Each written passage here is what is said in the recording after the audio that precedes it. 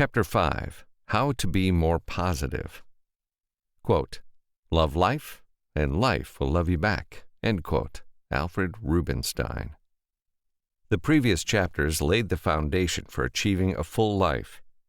It is important to remember that changes are not automatic, but a progressive growth process in the direction you have set yourself.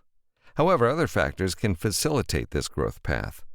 In this chapter, we will explore the concept of positive psychology and how it can benefit you. I'll then conclude by introducing a meditation exercise designed to help you manage stress and clarify your perspective on things. The positive outlook on life. A few years ago, I had the opportunity to read the book entitled Aging with Grace, written by David Snowden. In the title, the word grace has two meanings. On one hand, it refers to the sense of humor and joy, and on the other, to the spiritual aspect of grace, given that the participants in the study were nuns. The book chronicles a long-term study of nuns of the Order of Our Lady of Charity of the Good Shepherd in Minnesota, focusing on Alzheimer's. This study spanned more than 20 years, during which Snowden observed the daily lives of the nuns in the convent, conducted interviews, and analyzed data.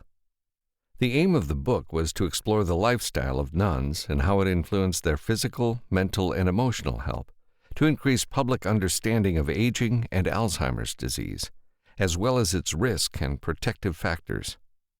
However, the study yielded an unexpected result. Upon entering the convent, the nuns were required to write a letter expressing their reasons for becoming nuns, writing these letters between the ages of 15 and 20. These letters were preserved, and Snowden's team had access to them. They classified them into 4 groups based on tone from positive to sad. In the most positive letters, the nuns expressed their enthusiasm and love for God as the main reason for joining the convent, reflecting a joyful and hopeful tone. Other letters had a sadder tone of resignation, being more logical and rational. Then they compared the tone of the letters with the longevity of the nuns, obtaining revealing results. 90% of the nuns who had written positive letters were still alive at age 85, while only 34% of those who had written sad letters were still alive. 54% of nuns with positive letters were still alive at age 94, in contrast to 11% with sad letters. The study's conclusion suggested that nuns with a positive attitude lived longer. Of course, there are other factors that influence our longevity. The study suggests that a positive outlook on life promotes a longer life. Appreciating the good things that life offers, avoiding obsessing over worries and situations we can't change, and picking ourselves up after every stumble is key. Positive people aren't necessarily luckier than people with a less positive attitude. It's how they react to life's ups and downs that sets them apart. Positive people tend to see the positive side of things and learn from negative experiences. As mentioned in Monty Python's song from the movie Life of Brian, always look on the bright side of life. Some lyrics of the song read, "Look on the bright side of life. There's always something to be thankful for, and you'll discover that life is wonderful. When you're feeling like all is lost, and there's no reason to go on, remember that there is always hope, and that even in the darkness there is light. And you'll see that every day is a new opportunity, so don't ever give up." Sonia Lyubomirsky, a professor of psychology at the University of California, defines happiness as the experience of joy and well-being combined with the sense that our life is good, meaningful, and worthwhile. But the question is, can we change our attitude towards life and be more positive? In the book, The How of Happiness, Lyubomirsky offers practical tools and strategies to increase happiness and well-being in our daily lives. The author explores how we can cultivate our happiness, including gratitude, optimism, socializing, connecting to our community, caring for our physical body, and practicing kindness and generosity. It also highlights the importance of having a growth mindset and seeking meaning and purpose in our lives. The author shows us how happiness is a skill we can develop and maintain long-term. Lyubomirsky points out that there are 3 factors that influence happiness levels: genetics, circumstances, and actions. According to Lubomirsky, approximately 50% of a person's happiness is determined by their genetics. External factors such as the economy, social stability, safety, and public health can affect our happiness by 10%. The rest, 40%, are the result of our actions. Those possible actions are personal relationships. People who have healthy and fulfilling interpersonal relationships are happier. Have a positive approach. People with a positive outlook on life, even in difficult situations, are happier. Emotion control. Those who can control their emotions and can regulate their mood are happier. Goal achievement. A person with realistic goals and who actively works to achieve them can increase their happiness. Appreciation. People who practice gratitude and appreciate what they have instead of focusing on what they lack are happier. Commitment to a cause. People involved in social or community causes and part of something bigger than themselves are happier. Tal Ben-Shahar is an Israeli writer, professor, and researcher in positive psychology, recognized for his Harvard University courses, books, and lectures. Among his most notable works are Choose the Life You Want, 100 Values That Will Lead You to Success, and The Pursuit of Happiness, How to Find True Satisfaction in Life. He is also the founder of the consulting firm Happiness Studies Academy. Personally, I had the opportunity to meet Tal and participate in his positive psychology course. I can tell you that he is a humble and introverted person who transforms into a charismatic teacher during his classes. I was fascinated by his communication power. In his book, The Pursuit of Happiness, he identifies several factors that can contribute to happiness. 1. Learn to accept negative emotions and allow ourselves to feel and express them appropriately. 2. Cultivate positive and fulfilling relationships with other people. 3. Set meaningful goals and work towards them consistently. 4. Experience joy and gratitude in the present without obsessing over the past or the future. 5. Discover and cultivate the aspects in which we are good, which gives us satisfaction. 6.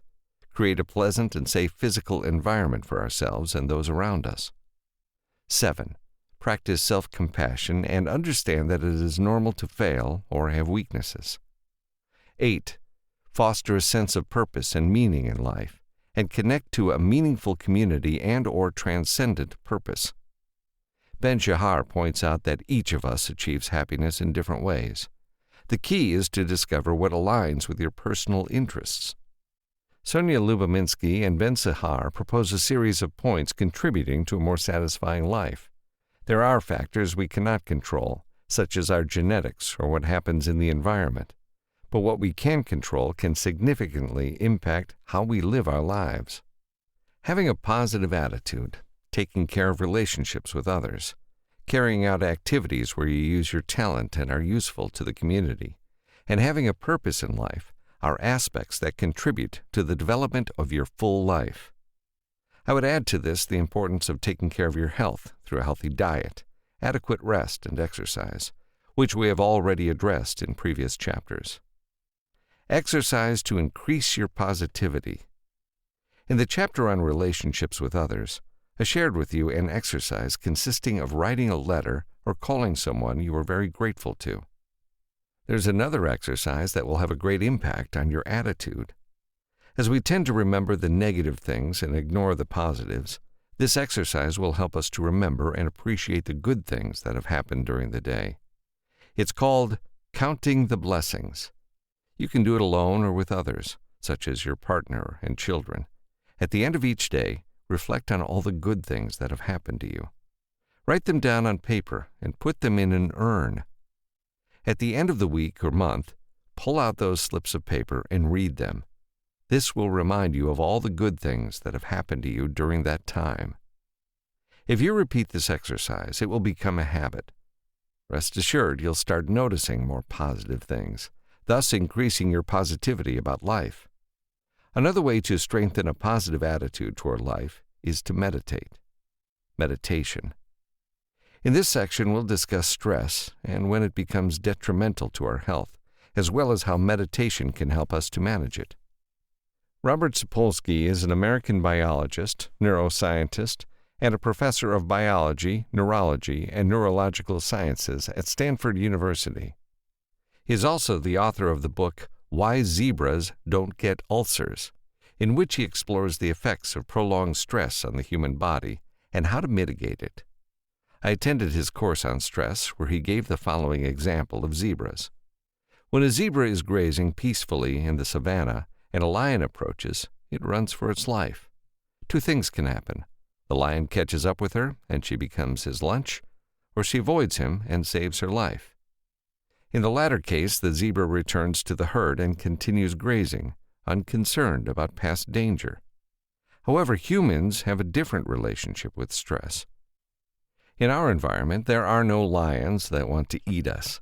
Instead, we have other concerns, such as a demanding boss, traffic conflicts while commuting to work, worries about our health or loved ones, and uncertainty about paying the mortgage. In these cases, stress becomes chronic, which is problematic. Stress is a useful physiological mechanism. For example, we get out of bed thanks to stress, or move away from a dangerously approaching car. However, chronic stress is detrimental to health, manifesting itself in digestive problems, ulcers, insomnia, tiredness, inattention, and moodiness. It's not about ruminating about problems, it's about reacting and solving them. It is important to differentiate between what we can change and what we can't, and to use our energy to solve the problems we can change. As the French essayist Michel de Montaigne said, "There have been many terrible things in my life, and most of them never happened." The story of the zebra teaches us that much of the stress we suffer is created by our mind. This doesn't mean the problems aren't real, but negative stress arises when we ruminate on imaginary problems that may never happen, thus wasting our energy on the wrong things. Instead of worrying, we can use that energy to solve real problems. This is where meditation can be of great help. During my year and a half at Harvard, I participated in a program for trainers on mindfulness to reduce stress. Jon Kabat-Zinn, Professor Emeritus of Medicine at the University of Massachusetts, created it. He has popularized the mindfulness-based stress reduction method and has published numerous books and articles in scientific journals to disseminate the benefits of regular mindfulness practice. His methodology teaches people to be more present in the moment, improving both their physical and mental health. It is an integrated approach that combines meditation and yoga to improve quality of life, reduce anxiety and emotional control, while learning to experience the present moment without judgment.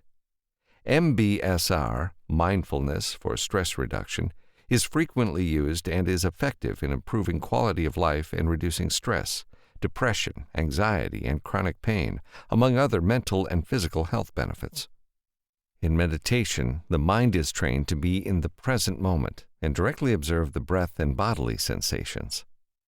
Another method used is yoga, based on mindfulness mixed with stretches that can be done sitting, lying down, and standing. These yoga practices can help reduce tension and help you relax. In addition, the informal practice of mindfulness is worked on, bringing awareness to the present moment in any activity that is being performed, such as eating or walking.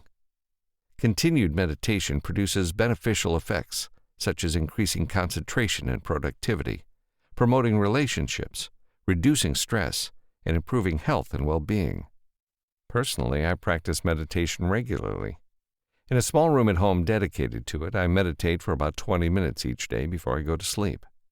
You can also join a meditation group or explore online courses and books in your city. Jon Kabat-Zinn wrote one, Meditation for Beginners. With this chapter, we have completed the first phase of the model, the exploration of your life. I hope this section has clarified doubts and perhaps confirmed something you already intuited. Now it's time to do something with all of your accumulated information.